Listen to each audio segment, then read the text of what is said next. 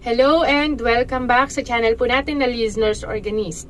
Ang topic po natin ngayon ay tips kung paano nga ba tumigil sa pag-inom ng alak. So tamang-tama po pala ang topic na ito dahil alam niyo naman 2024 po ngayon na January po. So marami po ang nagno-New Year's resolution na ganyan. Ay gusto ko nang tumigil sa pag-inom ng alak, sana magawa ko to. So nandito po ako ngayon para tulungan ko po kayo, mabigyan ko po kayo ng idea paano nga ba ang dapat gawin. Tsaka po, reaction video na rin po ito kay Kuya Bong dahil ang pagkakaalam ko po, si Kuya Bong ng Ka-Business Official ay gumundin po sa pag-inom ng alak. So, ibig sabihin, ang topic po natin ngayon ay makakatulong po kay Kuya Bong sa Ka-Business Family kung paano tulungan si Kuya Bong. Ganon din po sa lahat ng kababayan po natin na umiinom ng alak at gusto nang tumigil. Pero bagong lahat, sana isuportahan din po natin ang Ka-Business Family, Ka-Business Official, Papa Dins TV, and Thinking Body. Sana po ay bisitahin nyo po ang kanilang channel para maintindihan nyo po ang tungkol kay Kuya Bong. And sa channel ko po, nagtuturo po ako ng topics tungkol sa sexual health, paano tumigil sa yosi, alak, at bawal na gamot. Ganun din po sa iba't iba pang mga vlog. Sana isuportahan nyo po ako sa pamamagitan ng pag-like, share, and subscribe. Click nyo po yung notification bell at pindutin nyo po yung all para always updated po kayo sa mga future uploads ko po. So, paano nga ba tumigil sa alak? First tip, set clear goals. Magsulat ka ng mga pangarap mong mangyari sa buhay mo. For example po, ano nga ba yung dahilan mo kung bakit gusto mong tumigil sa alak? Okay. Number 1, pwede mong ilagay, gusto ko pong maging malusog ang aking pangatawan, malayo sa sakit. Okay. Number 2, gusto ko po na maging maayos yung relasyon namin ng asawa ko, ng anak ko, ng pamilya ko. Number 3, gusto ko pong makatipid ng pera. Okay? Ang dami nyo pong pwedeng maging goal. Isulat nyo po yung gusto nyo mangyari. Isulat nyo sa papel and then ipaskill nyo po yan sa pintuan or sa ref or sa lagi nyo yung nakikita para lagi po kayo may motivasyon para tumigil sa pag-inom ng alak. Okay po? Pangalawang tip, seek support. Ibig sabihin, supportive friend ang hanapin nyo. Supportive family member. Or pinapahina yung loob mo, wag yung mga ganon ang dapat na nasa paligid mo. Dapat mga supportive friend and family member, supportive groups, ayan, yun yung mga hanapin po ninyo. Yung mga pwedeng tumulong sa'yo para tumigil na sa pag-inom ng alak. So, lagi kang makikipag-usap sa kanila, ay lagi kang humingi ng payo, advice, or pagpapalakas ng loob mula sa kanila. Tip number 3, create support network. Ibig sabihin, gumawa ka po ng listahan ng mga tao na pwede mong asahan na tumulong sa'yo sa pagtigil sa pag-inom ng alak. Isulat mo sa isang papel kung sino po sila, yung mga mahal mo sa buhay. Sulat mo yung mga supportive, yung nakakaintindi ng gagawin mong pagtigil sa pag-inom ng alak. Kunwari, mahal mo sa buhay, kaibigan, mga doktor, mentor, nurse, ayan, pwede nyo po kang isulat, ayan. Mahalaga na alam mo kung sino yung hahanapin mo in times na nahihirapan ka na sa pagtigil mo sa pag-inom ng alak. Para anytime na nahihirapan ka, pwede mong kontakin sila. Okay naman po ay yung pag-join sa mga support, Facebook group, support, na pare-pareho po na yung mga members po doon pare-pareho po na titigil na sa pag-inom ng alak. So, pag member ka na po sa particular group na yan, pwede ninyong i-share dyan yung mga nararanasan po ninyo, yung mga kahirap na pinagdadaanan po ninyo para mapayuhan din po nila kayo. Mas masaya or mas madali kasing magpayo yung same po kayo ng pinagdadaanan. Okay po? Number 4, avoid triggers. Ano po ba yung mga triggers? Yung mga tukso para ikaw ay uminom ng alak. So, ang mga tukso na yan, pwedeng tao, sino-sino to? Yung mga kaibigan mong lasenggo, yung mga friends mo na puro inom ang alam, ayan, iwasan mo sila kung gusto mo talagang tumigil na. Ganun din po, tukso rin yung lugar na kung saan laging may inuman, bar, disco, party, ganyan. Lahat ng uri ng party na may alak, ayan, iwasan nyo po.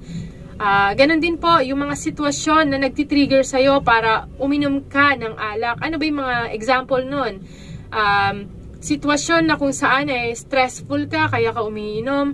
May problema ka, kaya ka umiinom. So, dapat alam po natin yon para alam natin kung paano maiiwasan ng alak.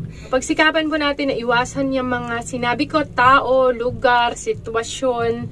Lalo na sa early stages, kunyari mga first 1 week, first 2 weeks, or first 1 month ng pagtigil, mahirap talaga yan. Gawin mo ang lahat. Pwedeng umalis ka muna sa lugar ninyo, magbakasyon, okay? Para hindi mo nakikita yung mga tukso na nagiging dahilan para ikaw ay uminom ng alak. Okay, number 5, develop new habits. Ibig sabihin, gumawa ka ng mga bagong habits or yung mga gagawin mo para maging busy ka. Imbes na nandun ka lang, inom ka lang ng inom ng alak, ang gawin mo, mag-isip ka ng mga bagay na pwede mong i-substitute sa pag-inom ng alak. Ibig sabihin, yung mga aktibidad na na-enjoy mo. Katulad ng exercise. Yan, mag-exercise ka araw-araw. O kaya yung mga hobbies, katulad ng, sabihin natin, pagpipaint, okay, maglinis ng bahay nyo, o kaya naman meditation, o kaya mag-aral ka ng music or mag-aral ka ng language para maging busy ka. Okay po? O kaya naman, ang pinakamaganda dito yung volunteering activities, yung mga sa community nyo, baka may clean up drive, tree planting. Okay? Maganda yan kaysa naman ikaw ay nandun lang sa pag-inom ng alak. Dapat maging busy ka sa mga ganung bagay na nagbibigay sa'yo ng kapakinabangan bilang isang tao sa community. Okay, number 6, take care of yourself. Kaingatan mo naman yung sarili mo. Alam mo naman na ang alak ay maraming mga sakit ang naibibigay sa katawan. At ganoon din po, sakit sa bulsa din. Kasi napakamahal ng alak. So, ingatan mo naman ang sarili mo. Utos po yan ng Panginoong Diyos na ingatan natin ang ating sarili. Okay, focus po tayo sa pag-iingat sa sarili natin, wag sa ibang tao. Okay, prioritize natin yung kalusugan sa paggawa ng mga healthy habits katulad ng pag-exercise, sapat na tulog, balanced diet, dapat mas maraming gulay, iwasan ng masyadong karne, mga sobrang maalat na pagkain, processed food, fatty foods, iwasan. Dapat dun tayo sa healthy. Uminom ng sapat na tubig, iwasan ng lahat ng uri ng bisyo para maging malusog ang iyong katawan. Number 7, seek professional help. Alam ko kasi napakahirap ang pagtigil sa alak.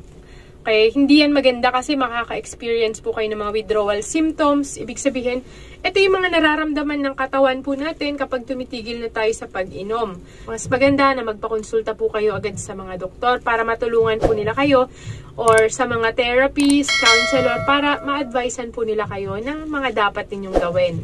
Number 8, ito mahalaga po ito, stay patient and persistent. Ang pagtigil kasi sa pag-inom ng alak ay mahirap na proseso. Nandyan yung mabibigo ka sa umpisa. Halimbawa, nag-quit ka na. Tapos, nagulat ka na, painom ka na naman dahil sa hindi mo napagtagumpayan yung mga tukso na nasa harapan mo.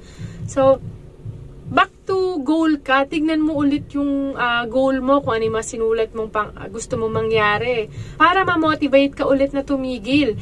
Napakahalaga kasi ang pagtigil. So, kung nabigo kayo sa umpisa, pangalawa, pangatlong pagkabigo, gawin nyo na naman ulit ang lahat para talagang tuluyan na kayong hindi uminom ng alak. And kung dumarating po kayo sa pagkakataon na kayo ay nagkaroon ng small wins, nagtagumpay po kayo na hindi uminom ng alak, kunyari, sabi nyo, first week, imbes na isang bote, kalahati na lang everyday. Ayan, kung nagawa nyo po yun sa loob ng 1 week, mag-celebrate talaga kayo. And then second week, imbes na kalahating bote, naging 1/4 bottle na lang everyday, di, ibig sabihin, nagtatagumpay kayo, paunti-unti ninyong na-achieve yung goal nyo, nararapat lamang na mag-celebrate po kayo. Bigyan nyo naman ng regalo, reward yung sarili ninyo, sa pamagitan ng pagkain, kaya ng savings. Pwede nyong isave lahat ng mga natitipid po ninyo.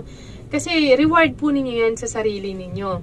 Tandaan po natin, ang pagtigil sa pag-inom ng alak ay napakahalagang desisyon at talagang nga namang kapuri-puri. Salute po ako sa inyo kung magagawa nyo po yan dahil binigyan nyo ng pagkakataon yung sarili ninyo na mag-step forward sa mas malusog at mas masayang buhay. Sana ay alagaan po natin ang ating sarili. Huwag nating hayaan na nagugumon po tayo sa alak dahil maraming sakit ang pwedeng maibigay po niyan sa inyo. Tandaan po natin, prevention is better than cure. Mas maganda na magamit po natin ang katawang laman sa paglilingkod sa ating kapwa, higit sa lahat sa ating Panginoong Diyos. Ingat po kayo lagi, always pray, always smile. I love you all. Bye-bye po.